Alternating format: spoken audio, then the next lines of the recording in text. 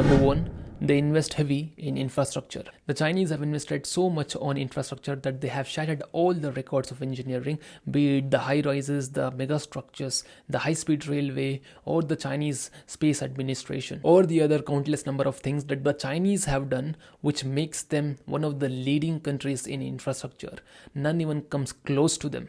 Number two, they invest on the software ecosystem of the country. Unlike most countries which uses software from the United States for most of their needs, China on the other hand uses its own homemade software solutions. It helps them to custom build for themselves and solve any of the problems effectively. They can better manage all of the data and privacy concerns many of the countries are facing. They can also use the data available to analyze and gain insights to make some informed decision because all the data is readily available.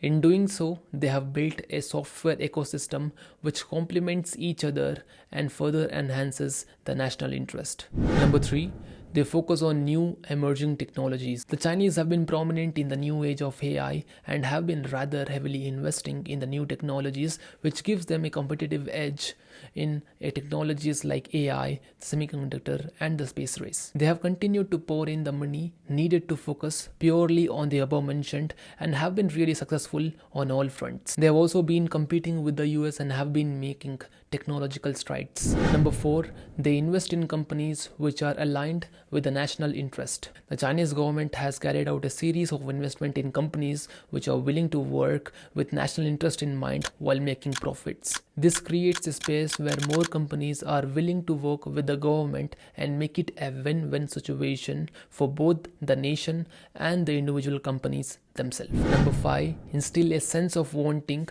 to achieve the lost glory by investing in history, culture, and language. The government of China is really effective in instilling a sense of pride towards their language, culture, and history by continually investing in them. The average Chinese person doesn't know English or very little if they do. All this does is that a child born in China learns Chinese and becomes an impactful person, because a person who learns in a mother tongue understands better than the one who doesn't. Number six, they try to be self-reliant. China have been the factory of the world for more than 2 decades now, and all the people who have made fun of the cheap made in China products now rely heavily for the advanced state-of-the-art products, which tells a story in itself. They have continued to push for self-reliance in almost all of their needs, from the very least to the very best. Number seven, they invest in education. The education policy in China is one of the best in the world,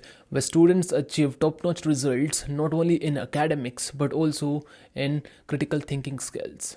The literacy rate is 99.8%. They focus on quality while also prioritizing for physical activities from the get-go. The students who are not that good academically get themselves into a skill school where they learn different skills and make themselves impactful. So with all these things, what can India learn from China? Well, all the stuffs mentioned could really make a difference.